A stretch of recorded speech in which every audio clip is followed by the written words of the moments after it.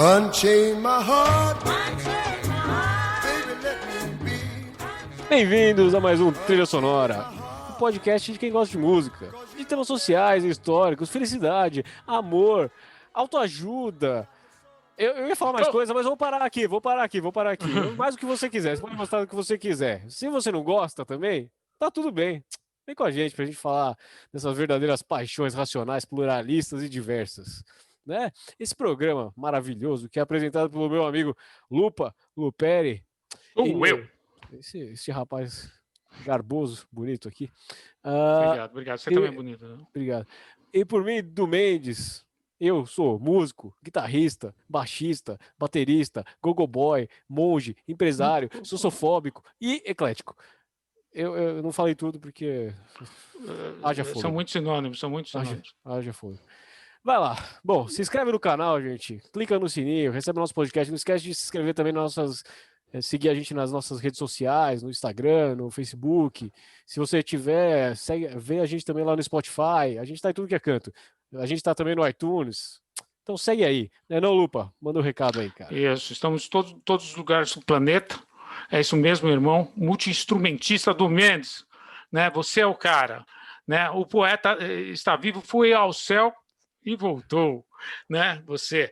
E hoje vamos falar sobre o ritmo que dá base a outros, como o próprio rock. E é um ritmo black, né? Trata-se aí do blues, né? E o nosso tema é a história do blues, um grande cantor e músico, Ray Charles e a superação do racismo e da deficiência. Vamos que vamos, Du. Esse tema pega fogo, eu acho que é muito bom. Vamos que vamos. E para começar, a gente vai falar um pouquinho de blues.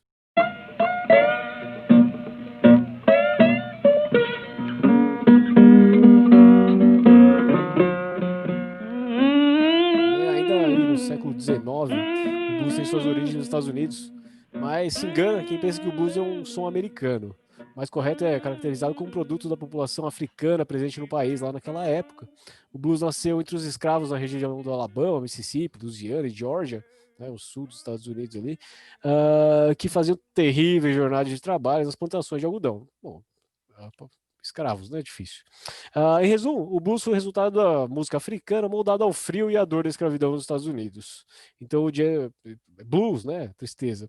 O gênero se desenvolveu a partir das raízes das tradições musicais africanas, canções de trabalho afro-americanas, spirituals, que a gente vai falar um pouquinho depois, música tradicional, ring shouts, baladas narrativas simples e rimadas. Então, mas o que é o blues, Du? Não precisa responder, eu vou responder para você. Caramba, pelo menos isso. Tava pronto. Então, poxa. Então, o blues é um estilo musical onipresente aí no jazz, no rhythm and blues e no rock and roll, né? É caracterizada pelo padrão de chamada e resposta, né? Que o Du vai pegar o violão e vai passar isso para a gente já. Pela escala de blues e por progressões de acordes específicas, né? Das quais o blues de 12 compassos é o mais comum. A Blue Note, né, é uma nota cantada ou tocada que é adicionada à escala pentatônica. O que é pentatônico mesmo, Du? Eu ia falar, é uma escala de 5 notas. E aí a escala de blues tem 6 notas, porque ele adiciona essa blues note aí, que é uma notinha a mais aí na escala pentatônica. Então, isso faz com que a nota tenha um som distintivamente triste e melancólico, né? Isso que é, o que faz com que fica bem triste, né, Du? A própria palavra blues, a própria palavra blues em inglês é sinônimo de melancolia. Blues shuffles, ou linha de baixo, reforçam um ritmo de transe, formam um efeito repetitivo conhecido como groove. E o groove, o que é para os leigos? Groove é balanço, né? E essa linha daí que você tá falando, que é repetitiva, o pessoal, todo mundo já conhece. Pra quem já ouviu Elvis Presley e tal, esse rock que é mais blues, assim, todo mundo conhece. Aquela linha de baixo que é... ela fica repetida. Ela é bem groovada, como eu diria, e repetitiva. Então, pra dar esse sentido do blues.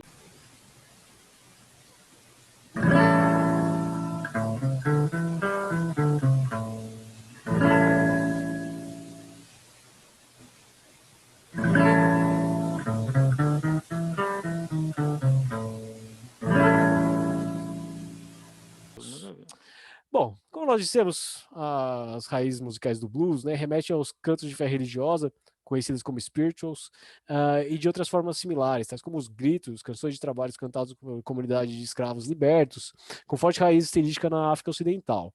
Suas letras e poesias tratavam de aspectos populares, tais como amor, trabalho, traição, eh, religião, sexo, além de muitas vezes incluir assim, sutis sugestões de protesto contra a escravidão. Afinal de contas, não podia ser muito aberto, né, por motivos repressão. óbvios. Blues, como um gênero, também é caracterizado por suas letras, linhas de baixo e instrumentação. Os primeiros versos tradicionais do blues consistiam em uma única linha repetida 4 vezes. Então ele cantava 4 vezes a mesma coisa, né? No blues, assim, lá no começo. Foi apenas nas primeiras décadas do século XX que a estrutura menos usada se tornou comum, que é o padrão A-A-B, que é Fala pra gente. eu já vou falar. Que é consistido de uma linha cantada sobre os 4 primeiros compassos da música e sua repetição nos 4 próximos compassos, então ela é repetida 2 vezes, e em seguida vinha uma outra linha com uma conclusão um pouco mais longa e diferente, né? E aí a gente tem aí inúmeros exemplos no blues. Tem uma música do Raul Seixas que é um blues, ele chama Canceriano Sem Lar, ele fala, eu tô sentado em minha cama, tomando meu café pra fumar. Aí beleza, ele vai lá, essa é a primeira linha. É A. Aí vai repetir de novo. Sentado em minha cama, tomando meu café pra fumar. Repetiu, A. E aí tem B. Ele fala, ah, trancado dentro de mim mesmo, sou um canceriano sem lar. E aí ele repete essa estrutura pela música fora. E aí isso tem vários blues, se for ver Eric Clapton, B.B. King, Robert Johnson, que a gente vai conversar sobre vários desses nomes aí, você vai ver na música deles várias vezes essa estrutura de A, B nas músicas. Legal, acho que ficou claro. Ficou bom. Os primeiros blues, né, muitas vezes tomavam a forma de narrativa livre, relacionando frequentemente os problemas experimentais da sociedade afro-americana. Então era uma música crônica também, né? Eu digo assim, era uma forma crônica de falar as coisas. Cronista, Então, talvez. Eu acho que eu entendi. Então, a primeira aparição do blues, então, é muitas vezes datada após o fim da escravidão e mais tarde o desenvolvimento do junk joint, que é tipo os bares onde reuniam os negros e tinha música e tinha, né, tipo o estilo um bar mesmo, mas com muita música e com muita cultura negra, vamos dizer assim, né? Que está associada à liberdade recém-adquirida dos antigos escravos. Então, eles se juntavam nesses junk joints. Né? O blues, desde então, evoluiu como música vocal, não acompanhada e tradições orais de escravos em uma grande variedade de estilos e subgêneros. Né? Subgêneros de blues incluem country blues, delta blues, Piedmont blues, bem como os estilos de blues urbanos, como de Chicago blues, não Chicago Bulls, que é o time de basquete, Chicago Blues, né? E West Coast Blues. Bom, o conceito de blues só se tornou conhecido após o término da Guerra Civil, quando sua essência passou a ser como um meio de descrever o estado de espírito da população afro-americana. Era um modo mais pessoal, melancólico, de expressar os sofrimentos, angústias e tristeza daquela população. A cena, que acabou por se tornar típica nas plantações do delta do Mississippi, era a legião de negros trabalhando de forma desgastante sobre o embalo dos cantos, que aí viraram os blues, né? O negócio é sarjeta mesmo, é sofrimento. Sofrimento. Depois vai se tornar mais sarjeta, eu acho que mais na cidade, né? Mas ali era muito sofrimento, né? Então, ou seja, essa primeira forma de expressar esses sofrimentos, né? No delta do Mississippi ficou conhecido como Delta Blues, por causa do delta do Mississippi. Depois surgem outros estilos, sendo que o Delta Blues foi um dos primeiros estilos do blues, né? Há várias versões sobre aquela que é a primeira composição típica do blues, assim como seu primeiro idealizador, né? Diz a lenda, né, que o autoproclamado pai do blues, Double C Hand, Handy, né, ouviu esse tipo de música pela primeira vez em 1903, quando viajava clandestinamente em um vagão de trem e observava um homem que tocava violão. com um canivete. Não tem nada mais blues que isso, né? Muito legal. Então, daí teria surgido aquele que é dito como o primeiro blues da história, St. Louis Blues, né? Louis Armstrong toca isso aí no trompete, brilhantemente, não sei se o Du vai colocar, mas deixa a cobrança para ele. Também não sei. Então, porém, o mais correto a afirmar é que o blues surgiu em uma forma mais ambiental e progressiva do que uma única canção, né? Então, surgiu de uma canção. De fato, a instrumentalização das work songs, né? Essas músicas de trabalho, canções de trabalho, foi o marco inicial do surgimento do blues moderno, né? No sofrimento, né? Sim. Bom, o primeiro nome popular a surgir como músico específico de blues mesmo foi o nome Charlie Patton, né, em meados da década de 20. Depois, né, na mesma época, surgiram outros nomes, como Sun House, Willie Brown, Leroy Carr, Bo Carter, Sylvester Weaver, Blind Willie Johnson, Tommy Johnson, entre outros ali que, bom, muita gente quem gosta de blues reconheceu esses nomes aí e deve lembrar de outros. A princípio, a maioria das canções interpretadas eram cantos tradicionais, como Catfish Blues e John the Revelator, canções que tiveram vários intérpretes e versões, né, variadas no decorrer da história, porque muita gente gravou, são quase músicas folclóricas, né? Inclusive, assim, você estava falando que antes as músicas eram só cantos de trabalho e tal, antes de ser instrumentadas, você vê John the Revelator tem uma versão muito boa, que é só cantada mesmo. Então, assim, você consegue imaginar até o que o cara queria fazer com os instrumentos, mas ela é só cantada. É exatamente o que você estava descrevendo. As vozes maravilhosas, né? Essas vozes negras maravilhosas. Mas foi na década de 30 que surgiu aquele que é talvez o nome mais influente e idolatrado do blues, né? Que é a lenda Robert Johnson. Ele foi influenciado sobretudo por Sun House, que é inclusive aquele cara que eu te falei que canta John the Revelator, e Willie Brown. O Robert Johnson viveu muito pouco, né? Ele viveu 27 anos só. Ele iniciou a tradição, provavelmente. Provavelmente ele iniciou essa tradição aos 27 anos. Como Janis Joplin, quem mais a gente vê? Janis Joplin, Jimi Hendrix, tem também no grunge, tem Kurt Cobain. Então esses caras tudo morreram aos 27, é uma idade... Bom, e a data de nascimento do Robert Johnson não é muito precisa, né? Sabe como que é essa coisa? Eles tinham os filhos, mas eles não necessariamente eles registravam no mesmo dia, ou na mesma época, ou talvez no mesmo ano que eles tinham sido nascidos. Ele foi vitimado, segundo a lenda, por um uísque envenenado pelo marido de uma de suas amantes. Ele gravou 29 canções apenas, mas afinal de contas... Apenas, pouquinho, né? Mas isso foi em um ano e meio. Foi entre 1936 e 1937 que ele começou as gravações. Foi muito pouco. Eu devia ter conhecido Noel, antes. Porém, essas canções que ele gravou foram consideradas os maiores clássicos do blues de todos os tempos. O cara é uma lenda.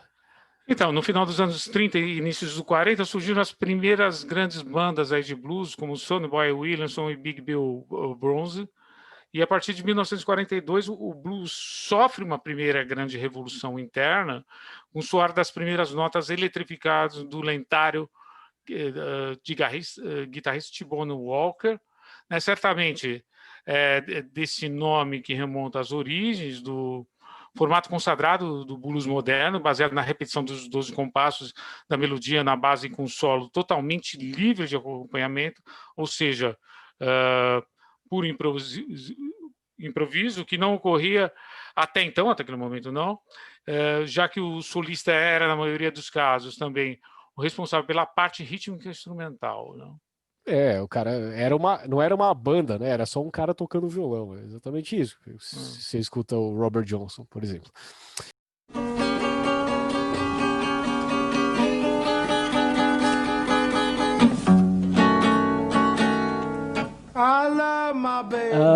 Bom, isso daí que você acabou de citar foi exatamente o que tornou possível a T-Bone Walker ser o precursor, né, do estilo clássico moderno do blues, que ele teve as suas raízes no jazz, né, que posteriormente imortalizaram a marca do T-Bone Walker no blues, essa questão da improvisação, né, e tal.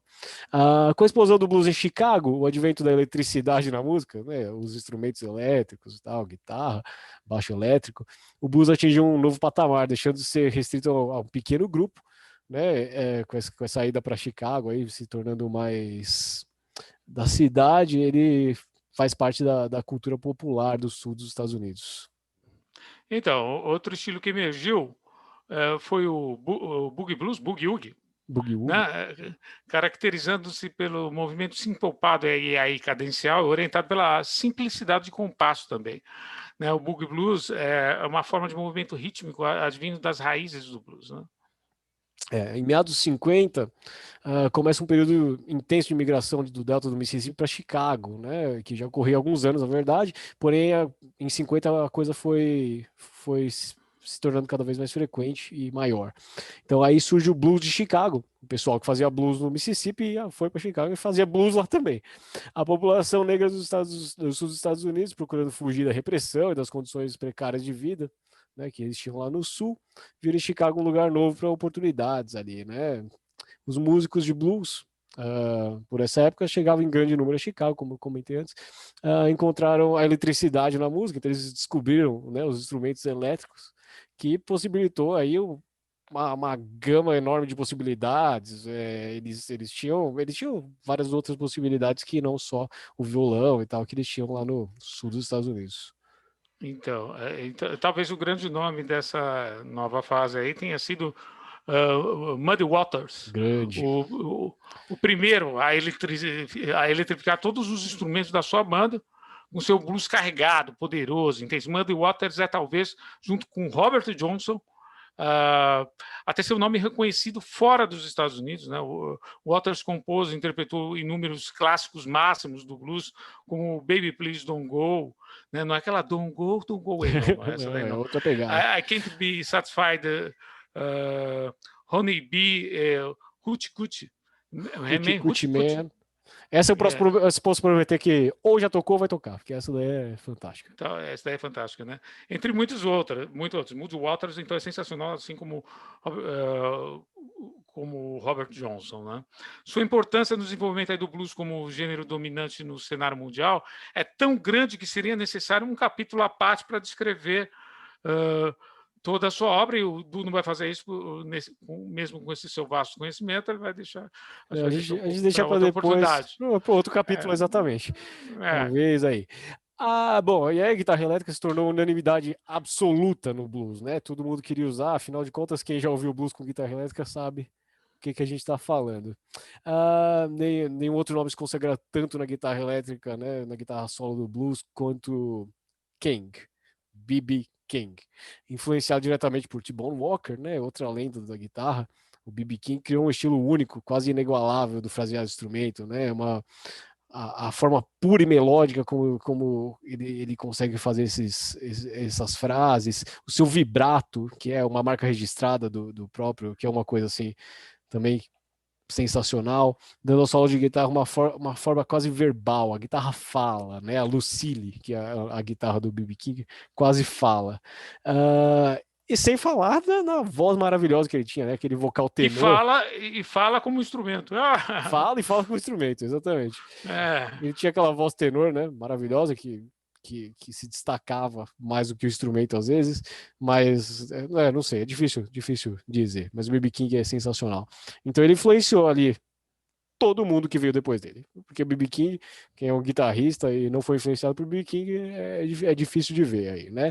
Ele foi dado aí o nome de Rei do Blues, assim, merecidamente, e B.B. King e blues são duas coisas inseparáveis, praticamente. Mas também é inevitável você não citar a figura do John Lee Hooker, né? Sim. Que se identificava posteriormente pelo seu boogie, né? O seu estilo falado de cantar, que se tornara sua marca registrada, né? Porém, sua importância no blues vai muito além do que apenas uma vertente adjunta, né? Uma corrente ligada ao blues. Além de ter sido um dos primeiros a eletrificar a guitarra também, como a gente viu lá, do T-Bone Walker, né? Do Muddy Waters, né? Muddy Waters, né? Sim. Muddy Waters. Isso. Então, ele foi um dos primeiros também. John Lee Hooker foi o precursor do blues de Chicago. Mas... Antes mesmo de Muddy Waters. Mas, na verdade, Muddy Waters ganharam renome de importância. O Muddy Waters, sem dúvida. Mas aí foi na Inglaterra, né, que o blues elétrico criou suas raízes ali, né? Porque Muddy Waters foi para Inglaterra fazer uma turnê e desconfiado ali da tendência de ter um público mais skiffle, assim, né? Um pessoal que gostava mais de um blues acústico e suave. Isso vai para os anos 60, né? Isso eu acho que é lá Isso, para os anos exatamente. 60. Ele ligou o amplificador lá e tal no volume para tocar o bluesão de Chicago, que era o que ele fazia bem. Bom, embora o público tinha sido completamente abalado pelo desempenho e pela performance do Muddy Waters, né, ele acabou influenciando ali inúmeros artistas como Alexis Corner, Sarah Davis, e eles começaram a imitar esse estilo maravilhoso do Muddy Waters. Então, a população desse estilo daria origem ao blues rock. Então, aí a gente falou aqui muito sobre bandas de rock surgidas nos anos 60. Então, esse blues, né, que talvez seja um rhythm and blues, que a gente depois a gente vai comentar, ele vai para os anos 60 na Inglaterra. Então, você pega Rolling Stones, as maiores bandas do mundo, né, surgem ali na Inglaterra, influenciadas muito por esse rock, né? Então, com a popularização do próprio blues, né, que vai chegar o blues rock, bandas como Rolling Stones, Yardbirds, posteriormente Cream, Fleetwood Mac, Jeff Beck, Led Zeppelin, teriam suas raízes totalmente fundadas no blues elétrico de Chicago. Né? Talvez o grupo de maior importância no recém-surgido cenário do blues britânico tenha sido John Mayall e os Blues Breakers, né? que além de ter grande influência no crescimento do blues dentro do país, também foi a banda que captou diversos músicos, que influenciou muitos músicos que viriam a se tornar importantíssimos nesse cenário musical em ascensão, como Eric Clapton, um dos maiores guitarristas do mundo, que o Du é fanzaço, né? Por causa como o Du também é guitarrista, entre outras coisas, que posteriormente, então, Eric Clapton, depois ele viria a formar essa banda chamada Cream. E ele fez parte de Yardbirds também. Então, tá vendo? Por isso que o Du é mestre. Peter Green, que sairia do grupo para ser líder e compositor do Fleetwood Mac, e Mick Taylor, que seria requisitado como guitarrista do Rolling Stones. Então, a influência aí do blues de Chicago, né, penetrando ali, que já era mais ou menos um ritmo blues, né? Por causa dessa eletrificação e de outros instrumentos que a gente vai comentar daqui a pouco. Rock me, baby. Rock me all night long. Exato. Bom, com o reconhecimento mundial do blues, né?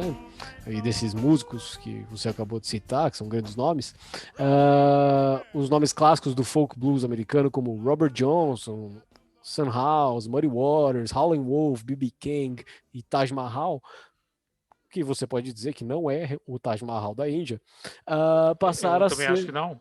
Não é o Taj Mahal da Índia, eu tenho certeza que não é. Passaram a ser referências diretas.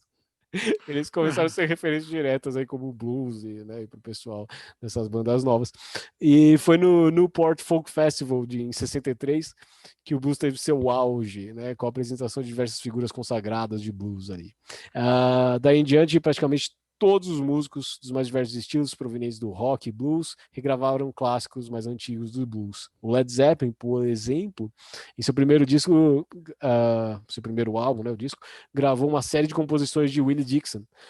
Porém, eles colocaram como se fosse autoria própria, o que resultaria depois uma batalha judicial ali entre o Willie Dixon e o Led Zeppelin. Sim. Que obrigaria a banda a identificar o Willie Dixon como o autor original das músicas. Acontece constantemente. Então, na América, na América para os americanos, não para índios nem para mexicanos, como diz o professor de geografia, na América, vamos lá, gente. Foi boa. Volta. Então, lá nos Estados Unidos, né? Vamos colocar assim, os efeitos foram diretos, e músicos como Creedence Clearwater Revival, The Doors, Bob Dylan, Janis Joplin, Jimi Hendrix desenvolveram seus estilos próprios, fundamentados nas raízes do blues, né? Internamente, nomes como Albert King, Fred King, Buddy Guy iniciaram uma mudança na sonoridade do blues, juntando elementos típicos do rock, a guitarra distorcida e pesada, como som tradicional, o que levava alguns puristas a rejeitarem essa nova moda, que contrariava o purismo tradicional da música, né, do blues, né? Então isso aí para eles não era. E como sempre, em Mas, qualquer ritmo tem os eu puristas. falo, se tem sertanejo no Brasil que era do interior, eu ficava contando da vilinha lá, depois foi para a cidade, foi falar de amor, de sofrência, E o pessoal não mudando, gostou. a penetração na cidade vai mudando, vai. É, No caso, bom, para o rock. e foi durante os 90 que o blues, como forma predominante de influência musical, havia influenciado o surgimento de outras tendências ali. Ele ia perdendo espaço cada vez mais para os ritmos mais eletrônicos, né? Especialmente da era disco, que aí não tinha espaço para o blues. Até meados dos anos 80, o blues era quase inexistia como estilo musical. As aparições dos músicos clássicos de Chicago eram cada vez menos esporádicas. A própria nova moda rejeitava, né, a tendência no comercial contrastante com a fase dancing dos anos 80. Porém, foi com o guitarrista Steve Ray Vaughan que blues ganhou novas forças, né? O cara era um virtuoso e assim intenso ao tocar o blues ali, né? O Val trouxe à tona um estilo até então adormecido, regravando clássicos do blues, criando uma marca própria, unindo elementos típicos do blues de Chicago, de Albert King, B.B. King, Howlin' Wolf, Taj Mahal, com o virtuosismo de Jimi Taj Hendrix. Mahal! É o outro Taj Mahal. É outro. Não, mas esse é medalhões apagados como o B.B. King, né? Medalhões, maravilhoso. Então, Eric Clapton. Né? Não, os caras que estavam apagados, né? Como o B.B. King, o Eric Clapton, o Taj Mahal e outros voltavam a ser referências. E o que o Du chamou, que para mim em português é Valgan, em francês é Valran, e para o Du é Valran. Eu não sei como falar, então, fala de qualquer jeito, é isso aí mesmo. Como ele é de Ontário, da região de Ontário, vou falar Valran. Quase Vaughan foi responsável por essa nova fase. Vaughan gravou 4 álbuns de estúdio, né? E neles estão composições que se tornaram referência ao blues e suas vertentes. Suas interpretações variavam do blues tradicional, Pride and Joy, Texas Flute, ao cool jazz, né? Stank Swing, Rivera Paradise, passando por soul music, né? Life Without You, funk rock, né? Couldn't Stand It, The Weather, and The Shuffle, Rudimut, né? Após a sua morte, né, prematura em 1990, não sei se foi com 27, o blues nunca mais teve a mesma força e influência que teve nos tempos passados, e por isso o nome é lembrado como um verdadeiro... o nome dele é um verdadeiro horário, Vaughan. O cara é fantástico mesmo. Aí vale a pena. Tem inclusive um show maravilhoso ele, o Eric Clapton e o B.B. King tocando algumas músicas que vale a pena assistir aí, se vocês puderem procurar no YouTube. Se o Du não colocar aí... Se eu não lembrar, porque talvez eu não lembre. Coincidentemente... E também porque senão esse programa vai durar 5 horas se a gente começar a colocar todas as músicas aqui, que é muito rico. Se eu colocar todas que eu quero, a gente só vai ter música. Coincidentemente... exatamente. Não, esse é o objetivo, coincidentemente ou não, o desaparecimento gradativo do blues no cenário mundial dos anos 90 coincidiu com a queda de praticamente todas as vertentes musicais expressivas, que foram cedendo espaço a estilos mais comerciais, voltados para a mídia e para o marketing, né?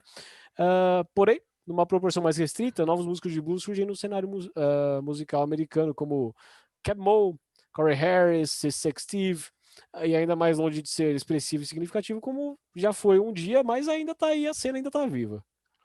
Então, então, tem esse negócio da origem do rock ter sido fundada pelo blues, né? Mas, na realidade, se a gente quando a gente estuda um pouco mais essa questão, a gente percebe que é o rhythm and blues, que é diferente do blues que a gente vai comentar agora. Qual a diferença entre o blues e o que se convencionou chamar esse ritmo blues, né? E que teria influenciado a origem do rock? Porque a gente falou vários programas sobre banda de rock e eles tinham sempre, acho que quase 100%, né, a referência era o blues, mas a questão é o rhythm and blues, porque se você for pensar no rhythm and blues, é o que a gente vai discutir agora. Né?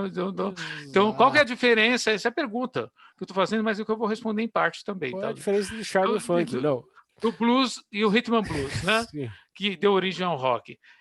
Questionado sobre... Eu não vou responder nada, vou falar quem falou.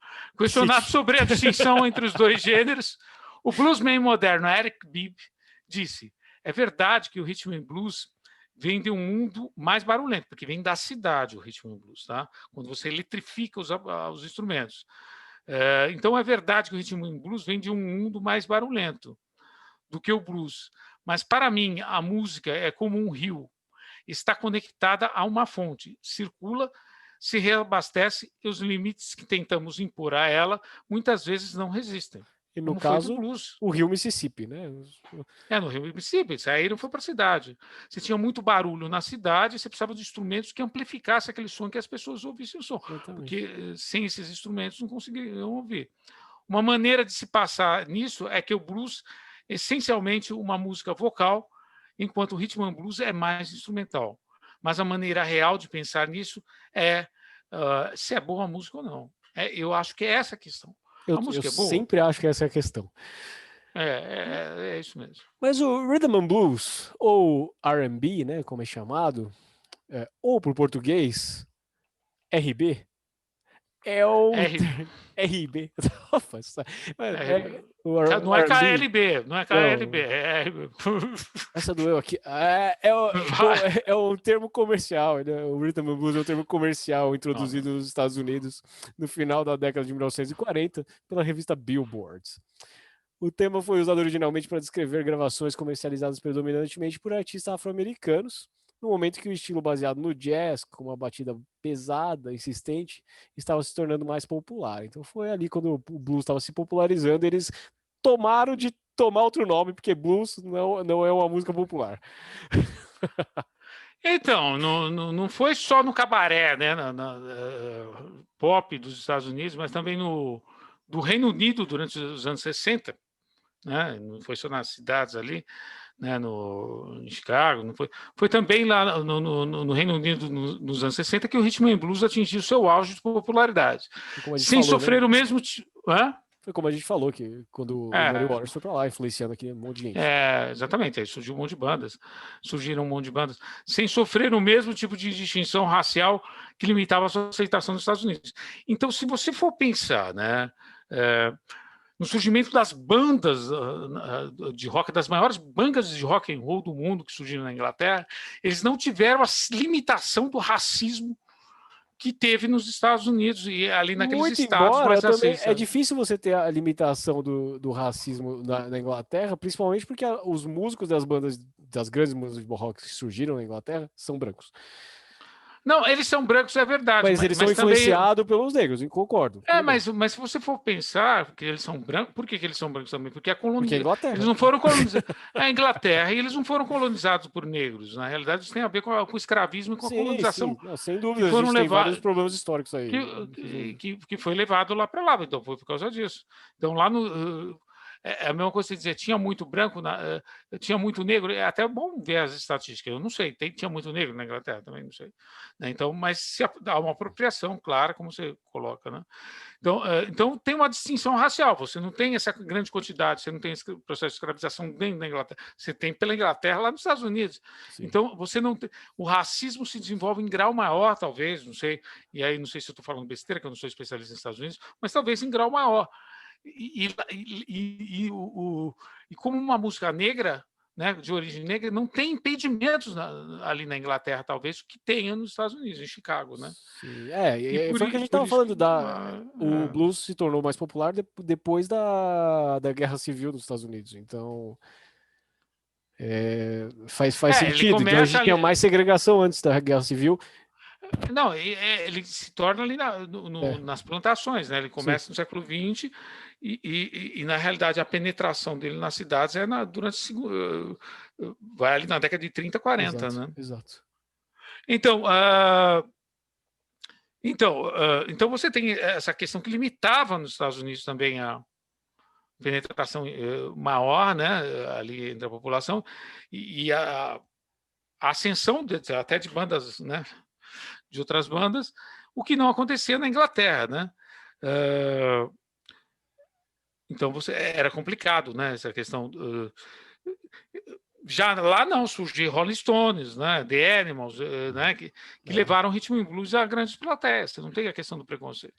Porque é branco também, você tem razão. Muito porém, né, a gente tá falando de Rhythm and Blues e assim, é impossível falar de Rhythm and Blues sem falar de Ray Charles, finalmente. E aí a gente está chegando no nosso tema aqui, né? Sim. Completando o nosso tema. Nosso querido Ray Charles, que nasceu em 1930. Né?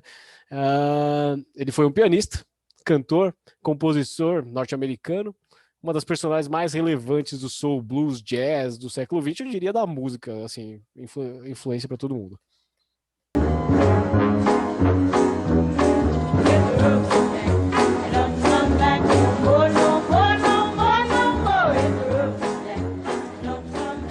Então, Ray Charles Robson, que depois ele tira o Robson, parece para não ser confundido com Sugar Ray Robson, lutador de boxe. Exato. Né?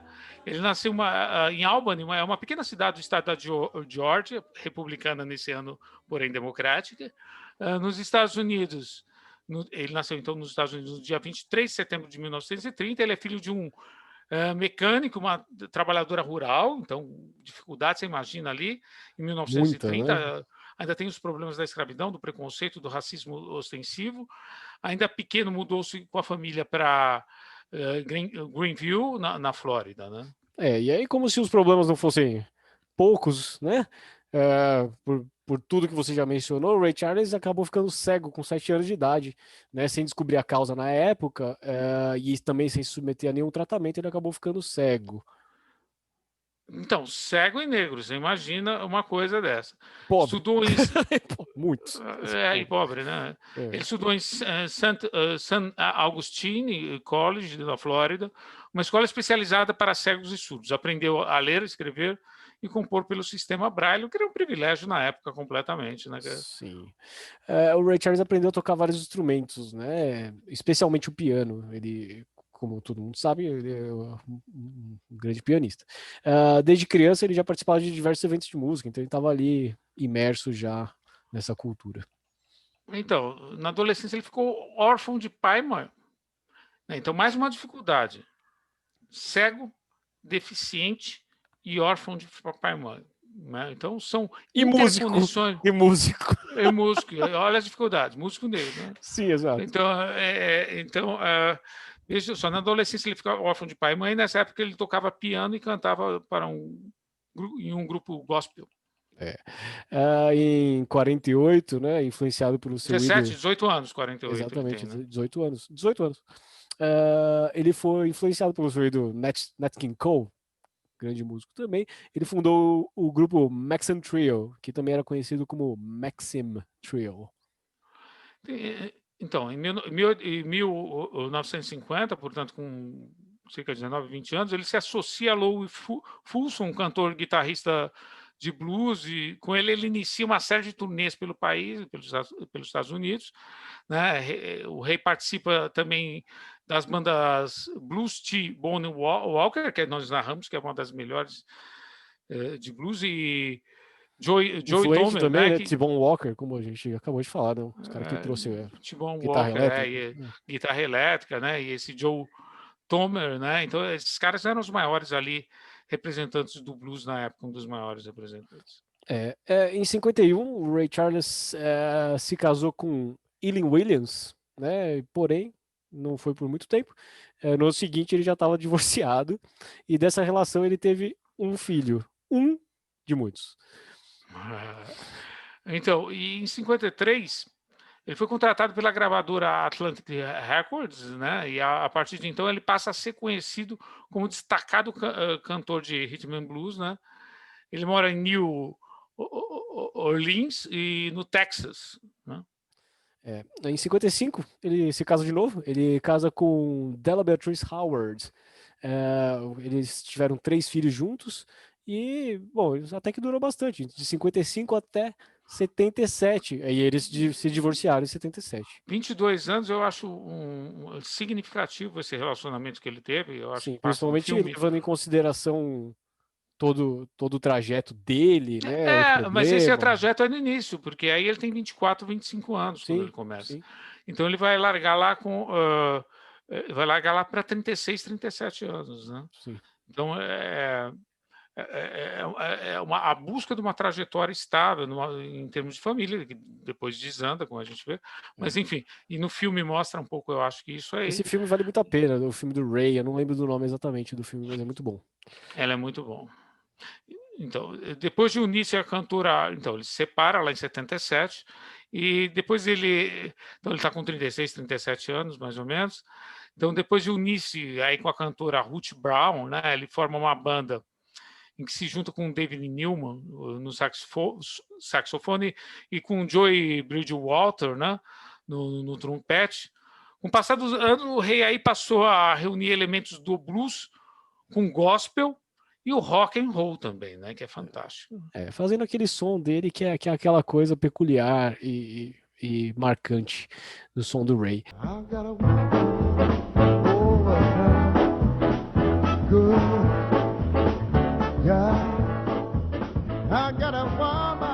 Em 54, a sua música I Got a Woman lançou, ele alcançou grande sucesso, né, com essa música.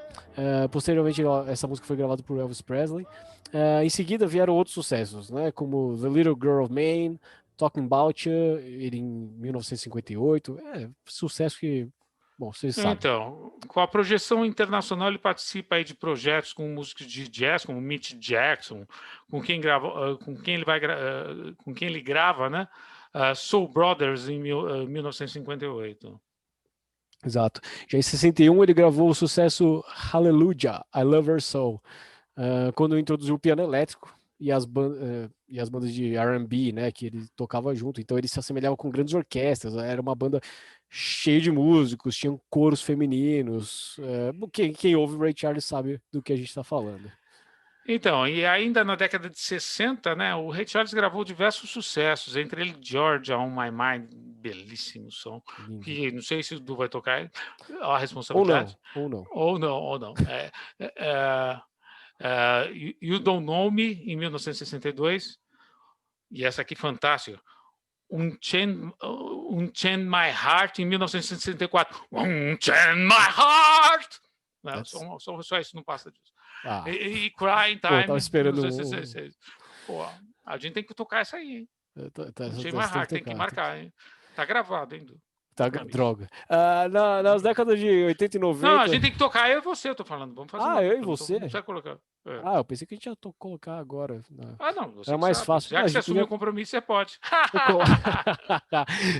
Bom, na década de 80 e 90 ele gravou sucessos históricos, né? E dessa fase ele tem Sweet Memories. Regravação, né? Isso, Georgia on My Mind, de 98. I Can't Stop Loving You, que é uma música lindíssima também. I Can't Stop Loving You. Não, é outra, mas eu não vou cantar agora. Canta aí que você... Eu sei que você sabe isso aí. Ao vivo eu não canto, vamos lá. Tá bom. Então, depois a gente grava. Então, ele era dono de uma voz singular, né? Se apresentava sempre em frente a um teclado de piano, você já vê, né? Então, o filme lá... Aquele sorrisão maravilhoso. Se você não assiste o filme que vale a pena. O ator é fantástico, ele concorreu ao Oscar, inclusive. Não sei se eu acho que ganhou, não sei se ganhou, talvez tenha ganhado. Não tenho certeza, mas pode ser. Mas foi indicado grande, forte candidato para mim, deveria ter ganhado pelo filme. Bom, o Ray, no seu repertório, a gente tem coisas desde jazz, né, balada romântica, soul. Ele tem esse estilo inconfundível, como a gente falou, né, que é por tudo isso que ele coloca nas músicas dele e nas apresentações, e isso transformou ele num dos ícones mais destacados da música americana, não só da música americana, na minha opinião, da música mundial. Mundial. Ray, então, sensacional. E a última gravação dele foi um álbum chamado Genius Loves Company, né? Ele foi lançado póstumamente 2 meses após sua morte, né? Em que participaram nomes como Nora Jones, sensacional, sim. Maravilhosa, né? Tem uma música da Nora Jones, esqueci o nome da música, alguma coisa. Don't Know Why. Don't Know Why. Grande música. Podia, se tivesse os dois cantando, né? Então, duvido. Mas é muito boa. Van Morrison, James Taylor, né? Do you wanna dance? Lembra a música? Natalie Cole, não me arrisco. Elton John, né? Aí tem várias. Sim. Johnny Mathis, entre outros, né? Sim, e eu acho que com esse número de pessoas maravilhosas gravando uma música do Ray Charles, um álbum do Ray Charles, esse álbum foi sucesso de vendas, o que é óbvio, também recebeu 8 prêmios Grammy, né, incluindo melhor álbum pop, melhor álbum do ano, gravação do ano, melhor colaboração com vocais pop, tem mais, são 8. Eu sei que, bom, deve ter ganhado prêmio a dar com pau, falo mesmo. Então, o Ray Charles morre com 73 anos? Morre com 73, ele podia ter mais 17. 74, aí, podia ter uns 90 aí para premiar a gente com a voz dele ainda, né? Sim, infelizmente. Ele falece em Los Angeles, Califórnia, nos Estados Unidos, no dia 10 de junho de 2004. Sim, Ray foi pai de 12 filhos no total aí, com diferentes mulheres, como a gente citou. Fabricante. Sim. Desculpa, corta essa parte. Acho que não vai dar, hein? Em 2004, antes de falecer, o Ray deu a cada um dos filhos $1 milhão. Aí, como um gesto. Então, deu $1 milhão, tá ali e tal. Não. Hoje em dia, para esses caras famosos, não teria muita coisa. Os caras se você quiser me dar $1 milhão, eu tô aceitando. Não tem problema. Multiplica por 5,3, até não, tá bom. Sim, tá então, bom. Georgia. Oh, Georgia. Então, pois é. Se a gente pode dizer algo sobre o Ray Charles aí, é que além de um gênio, né, ele superou muita coisa, né?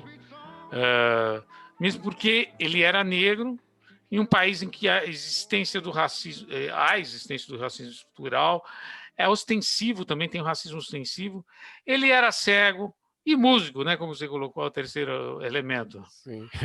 Nessas condições que ele se encontrava, né? Então, colocando aqui dentro desse tema, que a gente está falando sobre o tema, né? Nessas condições, que exemplos ele deixa para gerações futuras? Qual o legado de Ray Charles, tendo essas condições? Negro, deficiente, músico, né? Você tem interconexões entre essas coisas aí que geram uma série de dificuldades para qualquer um. Sim. E que normalmente é difícil a pessoa superar, mesmo que ela tivesse acesso um pouquinho à educação. Ele teve ali na base. Mas ele perdeu os pais dele cedo. Né? Então, a bola está com você. Difícil. Eu acho que falar sobre o legado de Ray Charles é uma coisa complicada, porque você pode trazer isso para vários âmbitos, né? Se a gente for falar sobre música, por exemplo, Ray Charles popularizou uma música importantíssima, né? E ele teve também a sua influência nessa música, né? No rhythm and blues, no blues. Eu acho que chega a ser chega a ser injusto falar que ele só fazia rhythm and blues. Então ele tem o legado para a música, que é incrível, porque ele traz para várias gerações, assim. Porque até as gerações mais novas conhecem, já ouviram falar de Ray Charles alguma vez na vida, sem falar vamos dizer assim, que ele traz à luz, né, toda essa trajetória dele, toda a dificuldade que ele passou, tendo toda essa condição que você já citou algumas vezes aqui. Ele teve problema com drogas, né, também. Sim, teve problema com drogas. Eu acho que ele traz à luz toda a dificuldade que você tá nessa situação, né? E conseguir ou não superar isso, porque assim ele conseguiu superar porque ele teve a oportunidade de ser um músico conhecido, vamos dizer assim, claro que por mérito, mas também por alguma sorte, né? Afinal de contas, a gente sabe que tem inúmeros músicos muito talentosos que também estão nas mesmas condições e não têm a mesma sorte.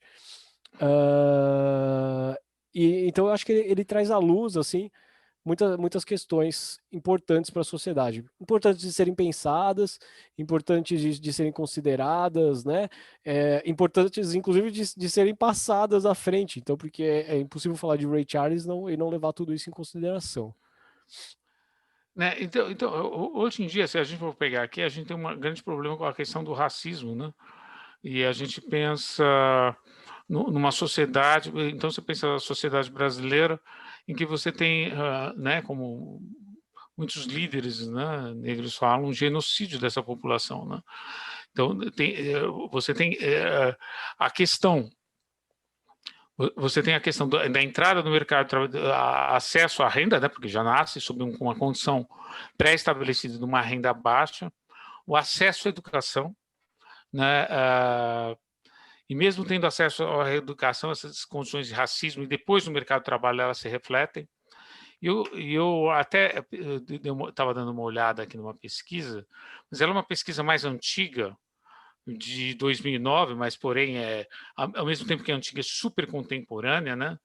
Que foram entrevistados aqui, foi publicado no jornal a Gazeta em 6/7/2009, essa pesquisa, em que você teve 18,5 mil pessoas entrevistadas, alunos, pais, diretores e professores de escolas, em 501 escolas públicas em todo o país.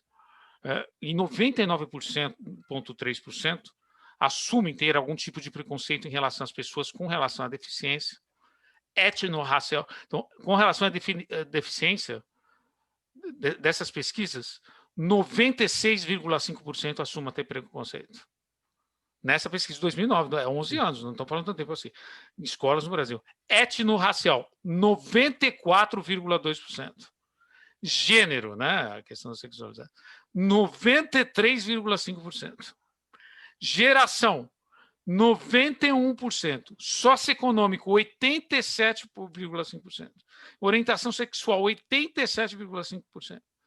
E territorial, dependendo de onde você mora, local que você mora, 75,95%.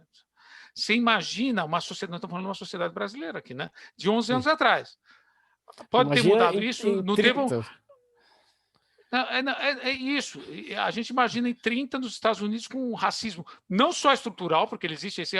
Então, o que é o racismo estrutural? É aquele racismo que a pessoa não declara que ela tem. Que ele é impregnado, né? Ela é impregnado pela sua cultura, em que você nasce, por exemplo, se você vê uma pessoa negra, não, você tem medo daquela pessoa negra porque te incutiram na sua cabeça que tem algum problema de marginalidade.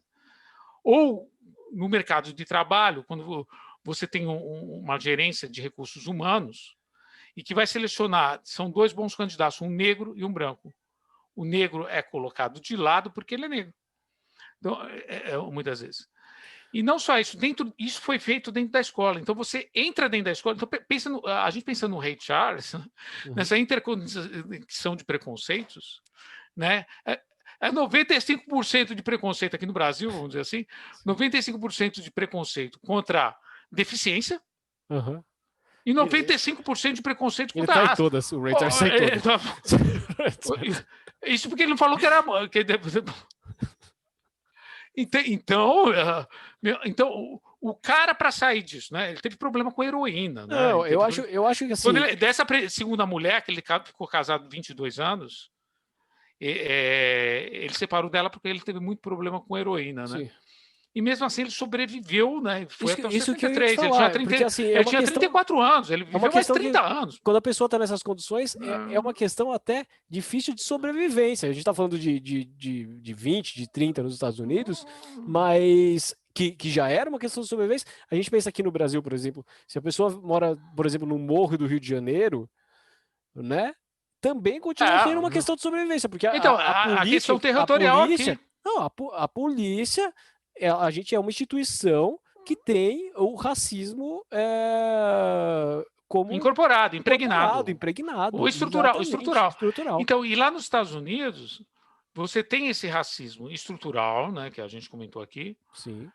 É a mesma coisa com o homofóbico, né? Aquele filme que ganhou o Oscar sobre AIDS lá, que tem aquele ator que ganhou... Sim, eu não vou lembrar agora o nome.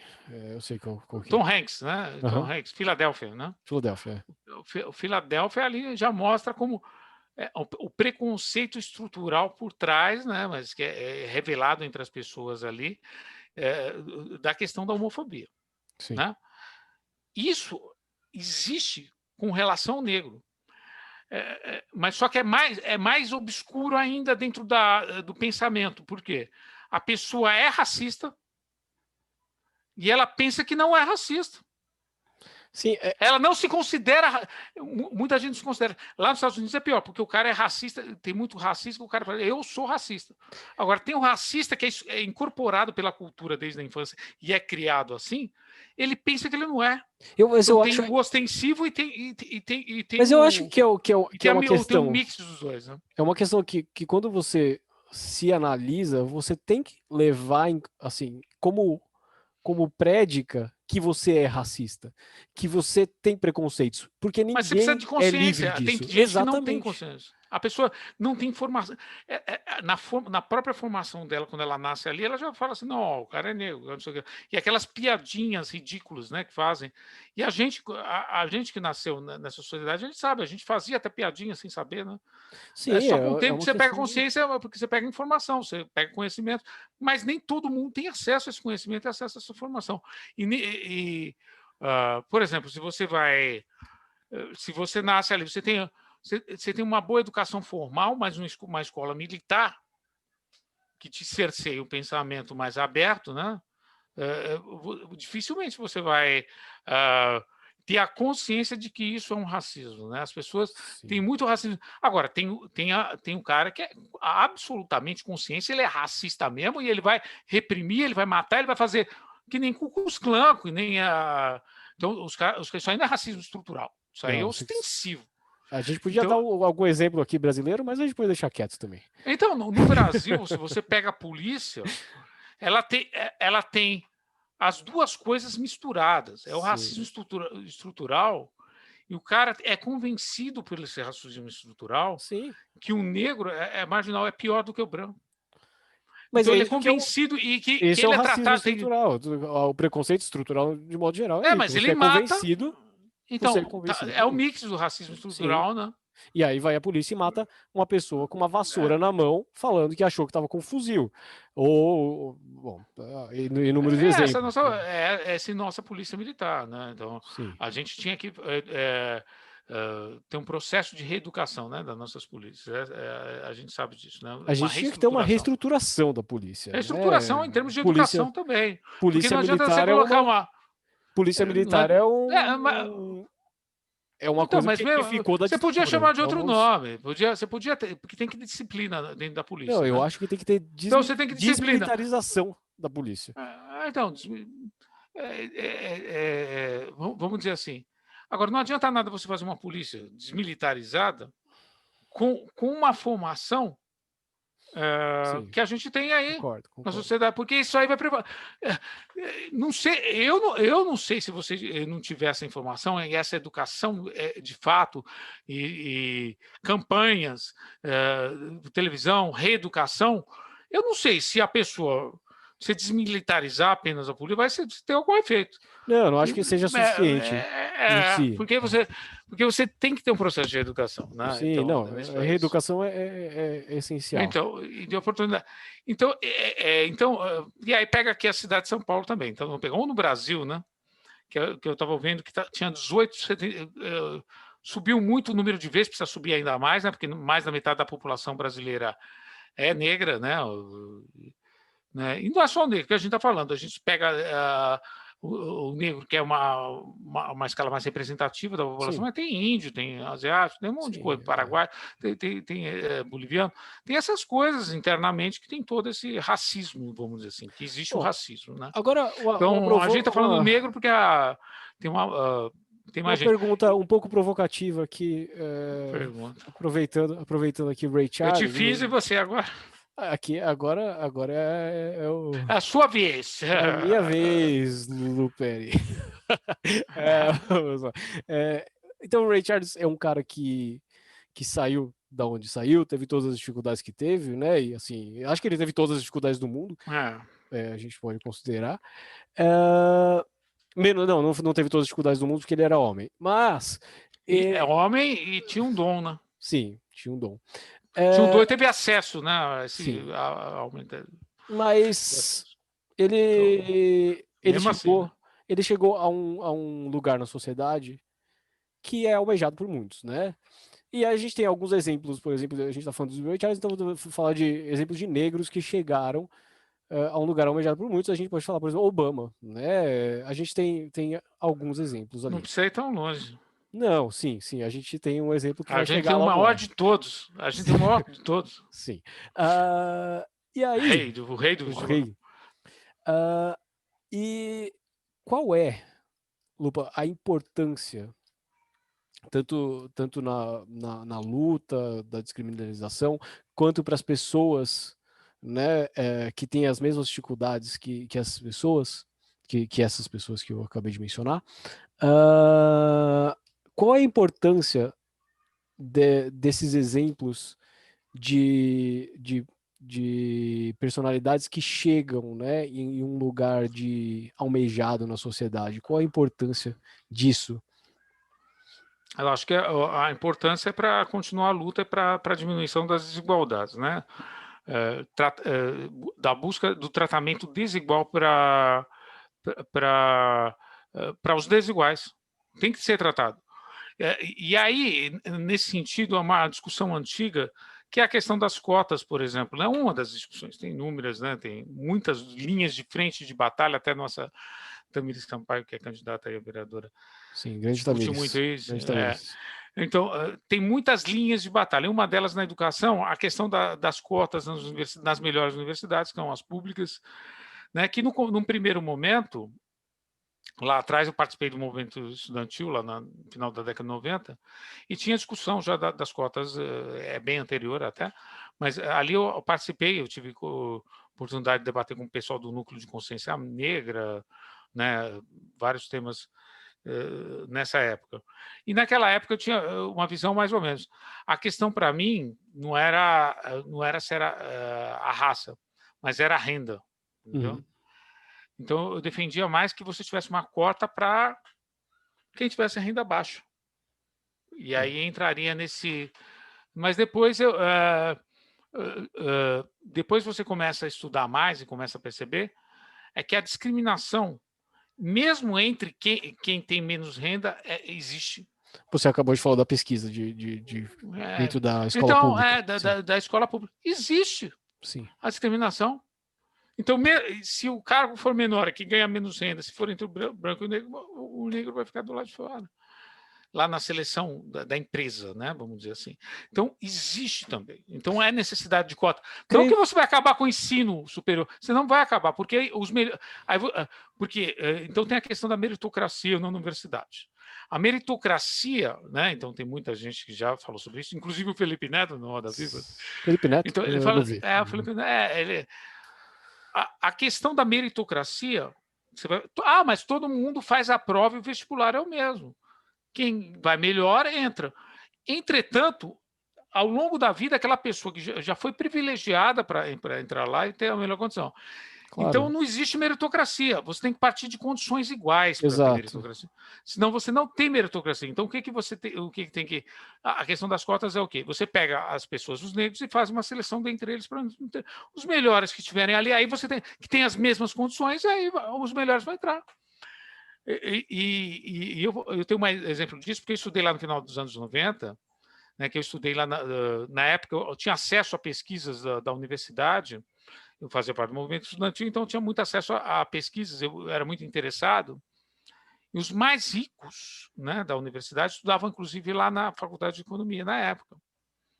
Né, então, tinha os mais ricos. Então, era diferente o público. Eu volto agora da aula, né, a partir do ano passado, depois de 20 anos, né, na realidade, eu saí em 2003, depois do mestrado, e eu volto lá quase 20 anos depois, já com as cotas instituídas. E eu sou o professor que chega na sala de aula e fala assim, eu queria saber, cada um de vocês, onde você estudou, se público ou privado, em qual bairro você mora. Todo começo de aula eu faço isso, tem 100 alunos, eu vou no 100, não quero saber. Uhum. Para ter uma ideia de que público eu estou dizendo. Exato. Eu peguei uma turma lá, ano passado, muito interessante, de manhã, né, que agora estou dando aula à noite, mas de manhã e à noite também é interessante, também tem diversas variações, né, depende do curso. E aí eu percebi que 50% a 60% era de escola pública. Num curso que antes era predominantemente de escola privada. Mas eu tinha um mix ali de escola, ETECs, Escola Técnica Estadual, essas melhores que tem aí, ESP, não sei o que, dessas melhores aí, ou de outras ETECs também, os alunos eram muito bons. E também tinha alunos do Bandeirantes, do Verse, na mesma sala. Esse mix, e é exigido a mesma coisa. Muito embora as ETECs também são frequentadas por pessoas que estudarem em escolas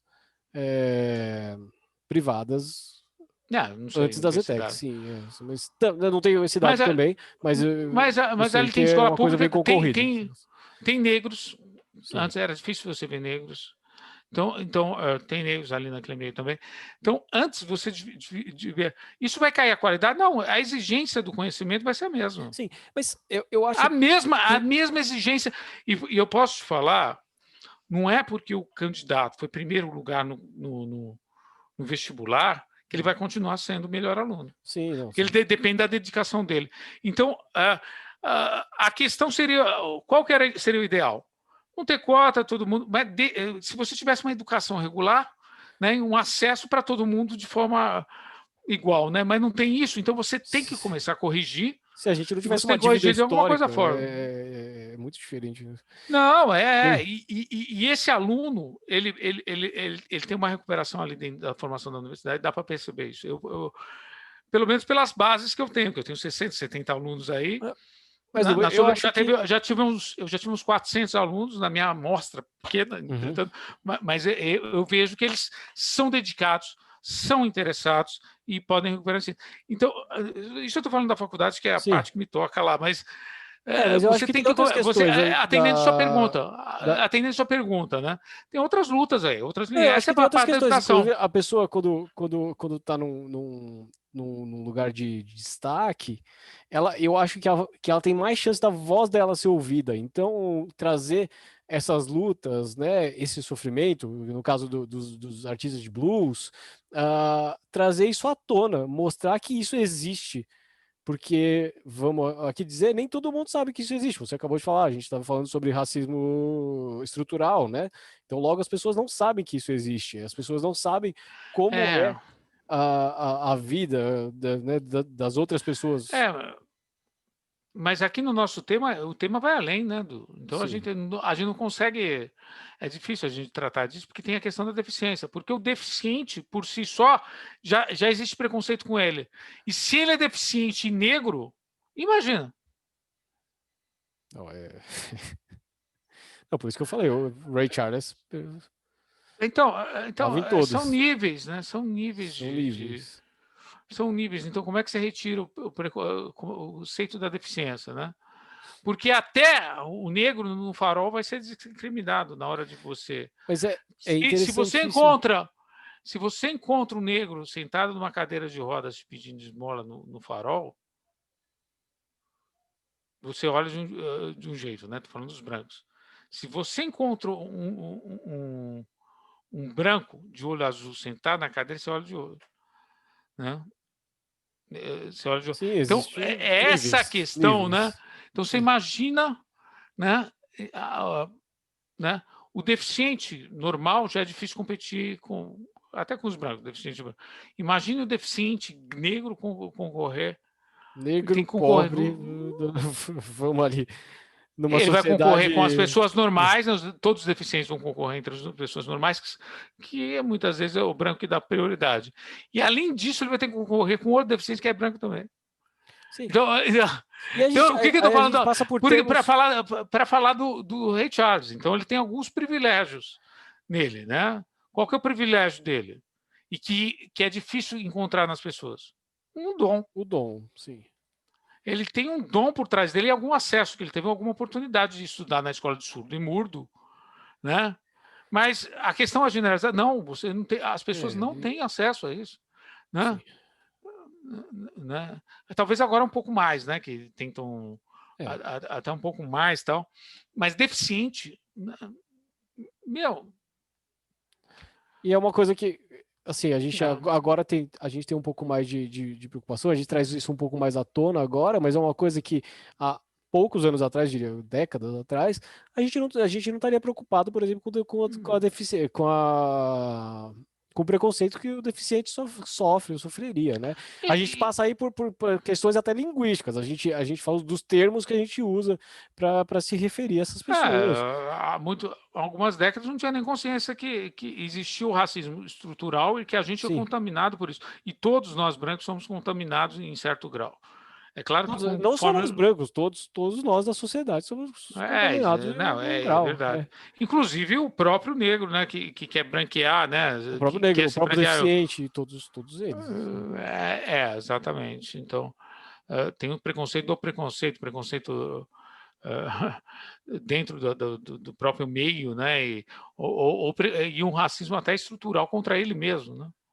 É uma coisa meio complexa, né? Mas o que a gente fala, né, em si é do branco ou do negro, porque é em maior grau, né? E que domina a sociedade, né? Mas existem várias questões aí por trás, né? Para serem levantadas. Sem dúvida. E a questão da deficiência, do acesso ao deficiente, dele poder fazer mais funções, né? Então, isso é tema para especialista, né, inclusive, né? Que nós não somos especialistas, mas Exatamente, a gente está aqui dando opinião. A gente tentando, dando opinião e está tentando levantar a bola aí para quem sabe chamar a atenção da sociedade.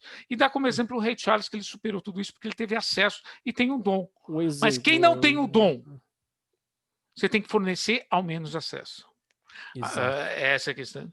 Você tem que generalizar o acesso, né? A saúde para deficiente. E para isso a gente precisa de mais representatividade. A gente precisa de uma educação libertária, essa que fala. Sim, também. E essa educação enfileirada, lá como dizia o Roger, é o sistema inglês que a gente enfileirada não vai trazer, porque a gente já pega essa pesquisa aí que a gente falou de um monte de preconceito dentro da própria pessoal de baixa renda de escola pública. Exato. Em todo o país. Então, como é que você quebra isso? Com informação. Como é que você quebra informação? Não com essa educação. Sim, não com essa educação de base, não é educação, né? Com essa escolarização, né? Você precisa ter uma escolarização libertadora. A mudança disso passa por vários outros processos. Várias, ele é um política, processo, econômico. É um processo político, econômico, exatamente. Mas principalmente pelo político, creio. Porque como a gente vai mudar isso em um nível, né, de Estado... De massa.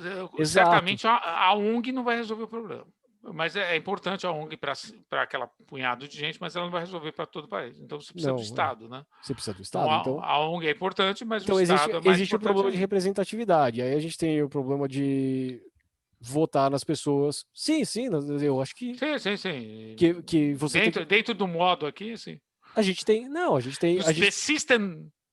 Mood system of system, assim, dentro do modelo do sistema que a gente tem, é o mais importante que a gente tem que fazer. O que a gente tem, reivindicar, né? Cobrar, usar as redes sociais de forma consciente, não trabalhar com desinformação, trabalhar com informação, passar a informação correta, não omitir informação, ter honestidade intelectual.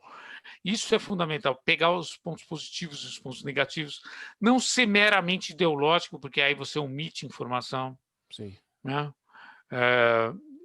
E defender, né, essa liberdade, aí, vamos dizer assim, de pensamento. Exato, falou bonito, Lupa. Dentro disso, eu acho que a gente pode ir para as nossas considerações finais. Sim, eu acho que você acha? Eu acho que vai bem. Então, eu acho aí, começando, né, as considerações finais, olhar, primeiramente, que assim, embora tudo seja adverso na vida, por exemplo, do Ray Charles, né,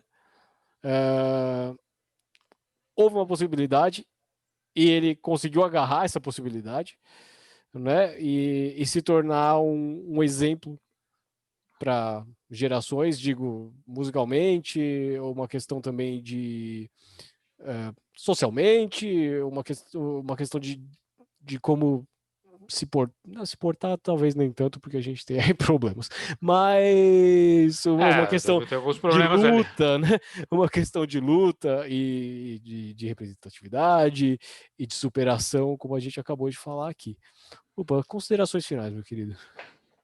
Então, desse pensamento aí do blues, do Ray Charles, narrando as mazelas, né, que começam ali com os negros nos Estados Unidos, no delta do Mississippi, e depois avançam para a cidade, né, dentro do preconceito, mas não só do conceito mesmo, porque tem gente que tem conceito, tem gente que tem preconceito, porque talvez nem do racismo estrutural. Agora, tem gente que é absolutamente consciente do seu racismo e ataca as pessoas, né? Temos exemplos aí. Sim, deixa. Near. Muito próximo, sim. Muito próximo, exemplo. Então, e aí pensando nisso, o Ray Charles, a superação dele, né, pensando que o Ray Charles teve um dom e ele teve algum acesso à educação musical e aí foi descoberto, então se destacou. Agora a gente tem que pensar na questão da luta realmente a quem não tem esse dom, o cidadão normal que é discriminado. Você imagina as mazelas que eles passam até hoje, né? Passam lá nos Estados Unidos, esses movimentos negros nos Estados Unidos existem, os negros são assassinados, aqui no Brasil muito mais, mas se dá esse enfoque para os Estados Unidos por causa da imprensa, por causa da capacidade econômica do país. Aqui a gente tem programas na televisão que não sei porque existem esse negócio, só para mostrar morte, e discriminar e contribuir, eu acho que para é verdade, contribui para esse racismo maior ainda, né? Estimula, eu acho, esse tipo de racismo. Então, as pessoas não têm acesso a isso. A gente, na sociedade, a gente tem que contribuir com o movimento antirracista, e nós, branco antirracista também, nós temos que nos juntar aos negros, né, nessa luta para ter uma sociedade melhor para eles, para nós, para todo mundo, né, e a gente tem que trabalhar com informação, né, lutar por uma educação transformadora, eu penso isso, né, ao mesmo tempo isso estruturalmente falando, mas transformadora de conscientização, né, do que é o racismo, do que é, né, o preconceito contra a homofobia ou mesmo contra a deficiência, né, vamos dizer assim, esses vários tipos de... E isso por meio da educação, mas também denunciando, né, o racismo e também, às vezes, comprando alguma briga, não para levar um tiro na cara, né, mas às vezes você compra uma briga, você fala assim, você está numa situação ali em que você pode, como cidadão, falar que as pessoas não podem ser tratadas daquele jeito, e você intervir de forma elegante. É claro que você não quer partir fisicamente para cima, e não é esse o objetivo, mas falar de forma educada, que não é uma boa maneira de uma abordagem, sim, e denunciar para as autoridades. Você ter consciência dos seus privilégios também, e saber usar eles contra exatamente. E essa é a luta diária, né? Sim. Então, aderir a movimentos nesse sentido, né, abaixo-assinados e outras formas, cada um tem sua forma e cada um tem uma maneira de contribuir para melhorar isso, e pensar sempre melhorar a educação, né? Não deixar que cortem gastos da educação no teto de gastos, né, que é estipulado aí, que muito economista, muito colega meu defendeu, mas sinto muito, a educação não dá para cortar nada, né, no país, não dá para cortar, né, tanto da base como do superior. Eu não aceito, é um argumento que eu não aceito, né, desses políticos que falam que você tem que cortar a verba do ensino superior para colocar no básico. Não é que você tem que cortar no ensino superior. Você tem que aumentar no ensino superior. E aumentar mais ainda no ensino básico. Mas de onde vem a verba? Quando cortar, não vai cortar de outros setores. Saúde e educação. Aliás, a educação contribui com a saúde, né? Exato. Contribui em vários momentos. A informação, se você conscientiza uma pessoa que ela não tem que tomar remédio por conta própria, ou tomar medicação, ela tem que se alimentar direito, com alimentos melhores, vai diminuir morte por coração no longo prazo, vai diminuir a morte. Qual que é a morte em termos de doença que mais mata no país? É o coração. Né? Agora, esse ano, o coronavírus, tá? Mas normalmente é o coração. Então, 2020 não é um padrão, exatamente. Então, mas a obesidade hoje também mata, o corona também mata. Então, você pode diminuir a morte do coração, você pode reduzir causas de alimentação. Né? Sim, então, essa questão tem uma educação melhor, essa questão você sabe. Né? Você vai base de atravessar, alimentos, a rua na faixa, você não vai atravessar, você vai atravessar a estrada pela inúmeros passarela, exemplos, no meio né? do e aí você vai em inúmeros coisas. Sim. Então a educação não pode ser cortada verba nesse país. Aliás, tem que ser aumentada. De outras vai ter que tirar de outra área. Educação e saúde. Né? E aí inclui na educação até merenda escolar, outras coisas que dá para você dar sustentar, inclusive outras famílias. E infraestrutura no país, né, também, não pode pensar em tirar, porque isso é público também. Né? Então, a pessoa que precisa pegar um carro, não precisa ter um carro, ela gasta, numa cidade como a Europa, o cidadão gasta muito menos nesses transportes públicos. Ele gasta, ela paga €1, um e pouco lá na passagem de trem, e ele transporta por toda a cidade. Ele não precisa, né? Com isso você tem menos poluição, tem menos problema respiratório. Não, gente, tem algumas áreas básicas, né? Então a gente tem que pensar nisso, né? Educação, saúde. E eu acho que infraestrutura para melhorar a condição de vida infraestrutura pública, eu tô falando. Pública, claro. Né? Porque aí o cidadão não precisa receber o salário faz falta, né? Quando tem desemprego. Claro que você tem que ter um projeto de desenvolvimento do país, de crescimento econômico, mas na crise faz falta, mas ele tem um suporte maior do Estado que naquela condição ele tenha condição de atendê-lo. Né? Então, e aí a renda a renda, vamos dizer assim, que ele recebe faz falta, mas em menor grau ele tem em maior grau ele tem um suporte. Tem um suporte básico, né? Que consegue suporte sobreviver. básico. É isso que acontece muito na Europa. Então, um exemplo, eu acho que também aí ao longo dos séculos eles aprenderam muito, a civilização aprendeu muito. É importante dizer aí, lute pelo SUS. Lute pelo SUS. SUS, sensacional. É isso aí. Viva o SUS, viva Rei Charles, viva a população negra, a luta é grande e nós estamos juntos aí nessa luta com vocês. Viva o Trilha Sonora, abraços. Viva o Trilha Sonora, um grande abraço no coração com essa música aí do Rei Charles. Exatamente. Eu não sei qual que você vai colocar.